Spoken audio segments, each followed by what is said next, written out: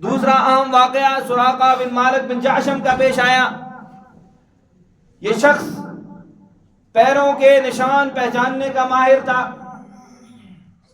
اس کو کسی شخص نے بتایا کہ ابھی میں نے کچھ لوگوں کو ساحل سمندر دیکھا ہے اور میرا خیال یہ ہے کہ یہ حضور علیہ السلام اور ان کے ساتھی ہیں.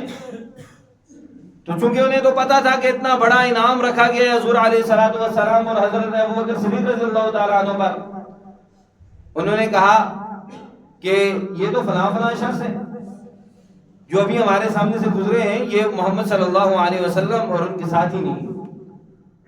اور کچھ دیر ادھر مجلس کے اندر ہی بیٹھے جہاں پر بنو مدرج کی اپنی قوم کی مجلس میں بیٹھے ہوئے تھے وہیں پر بیٹھے. اور تھوڑی دیر بعد گھر گئے، اپنی لونڈی کو بولا کہ سواری کو لے جاؤ اور فلاں ٹیلے کے پاس کھڑی کر دو. اور یہ پھر اپنے گھر کے پیچھے والے حصے سے اس ٹیلے کے پاس پہنچے اور وہاں سے اپنے گھوڑے کو لے کر چلے. کہتے ہیں میرا گھوڑا حسب سابق مجھے دوڑا رہا تھا، اڑا رہا تھا.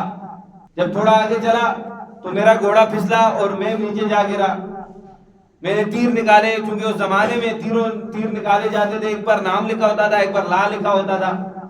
نام آ جاتا تو مطلب ہوتا تھا یہ کام کر لو، لا آ جاتا تو وہ سمجھتے تھے کہ یہ کام اب مجھے نہیں کرنا چاہیے. تو انہوں نے جب تیر نکالا تو آگے سے لا آ گیا کہ آپ ان کو کوئی نقصان نہیں پہنچا سکتے. کہتے میں نے پھر بھی تیروں کی مخالفت کی اور میں آگے چل پڑا. جب آگے چل پڑا اور اتنا قریب ہو گیا کہ حضور علیہ السلام جو تلاوت فرما رہے تھے اس کی میں آواز سن رہا تھا، لیکن حضور علیہ السلام کوئی میری طرف توجہ اور التفات نہیں کر رہے تھے. اور حضرت ابوبکر صدیق رضی اللہ تعالیٰ عنہ بار بار مڑ کر پیچھے دیکھ رہے تھے. کہتے ہیں جب میں تھوڑا قریب کیا میرا گھوڑا زمین کے اندر گھٹنوں تک دھنس گیا. میں نے بڑا ڈانٹا اپنے گھوڑے کو اور وہ بمشکل اپنے آپ کو اس نے باہر نکالا. پھر میں نے حضور علیہ السلام اور ان کے ساتھیوں کو امان کے ساتھ بلایا. لوگ پکے ہوتے تھے، وہ سچے لوگ تھے.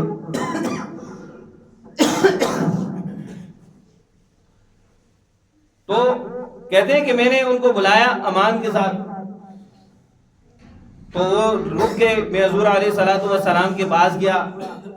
میں نے حضور علیہ السلام کو مکہ کے سارے حالات بتائے اور یہ بتایا کہ آپ کے اوپر اس طرح کے انعامات رکھے گئے ہیں. مکہ کے بارے میں اور خبریں بتائی اور ان کو کہا کہ اگر آپ کو کوئی زیادہ سفر ضرورت ہے تو آپ لے لیں. کہتے ہیں کہ حضور علیہ السلام نے مجھ سے کچھ بھی نہ پوچھا اور نہ میں مجھ سے سامان لیا، صرف اتنا کہا کہ ہمارے بارے میں راز رکھنا. میں واپس آیا، دیکھا تو لوگ اسی راستے کے اوپر نبی علیہ السلام کو تلاش کے لیے نکلے تھے.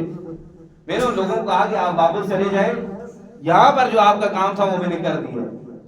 تو شام کو صبح وہ چلے تھے کہ میں حضور علیہ السلام کو پکڑوں گا، ان کو نقصان پہنچاؤں گا. شام کو انہی کے لیے وہ پاسبان بن گئے. Contact us for learning online Quran with proper tajweed and translation, Hifzul Quran, Alim course, Urdu, English and Arabic, reading, writing and speaking. We have also expert teachers for all modern sciences subjects. We are teaching 24 hours all over the world, including Pakistan.